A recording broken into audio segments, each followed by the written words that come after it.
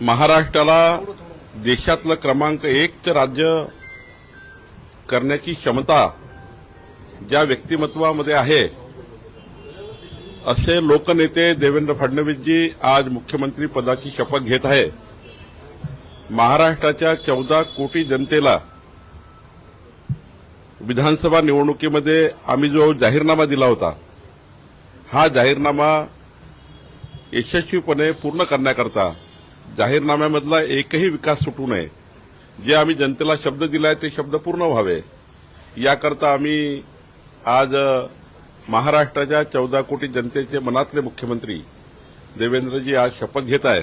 मी त्यांना खूप खूप शुभेच्छा देतो। राहिला प्रश्न किती मंत्री शपथ घेणार आहे, कोण शपथ घेणार आहे, हे सर्व राज्यपालजी यांच्याकडे यादी जातं, पण साधारण आपल्याला आतापर्यंत तर एक मुख्यमंत्री 2 उपमुख्यमंत्री असंच त्या ठिकाणी आज दिसत आहे। अजून काही जर तिन्ही नेत्यांनी किंवा वरिष्ठांनी निर्णय केला तर मला वाटतं त्याची वाट बघू। इतर मंत्र्यांच्या शपथ कधी होईल? थोडी कळ काढा, नावं गुलदस्त्यात का आहेत? असं आहे की शपथविधी सरकारचा होतो आहे ना। आज सरकारचा शपथविधी जर मुख्यमंत्री 2 उपमुख्यमंत्र्यांनी जरी घेतला तरी तो सरकार त्या ठिकाणी स्टँड होतं, सरकार सुरू राहतं। शेवटी पुढच्या काळात निर्णय होणारच आहे। तिन्ही पक्ष बसतील, आमचे नेते बसतील, केंद्रीय नेतृत्व बसेल आणि एक चांगलं सरकार, जे सरकार विभागीय समतोल, विभागीय विकासाचे कामं, विभागाचा असमतोल, सामाजिक विकास आणि समाजाच्या शेवटच्या व्यक्तीच्या कल्याणाकरता काम करणे, याकरता आमचं सरकार काम करेल। खातेवाटप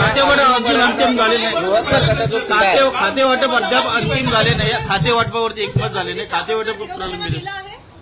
सर्वांनाच सरकारने निमंत्रण दिलं आहे।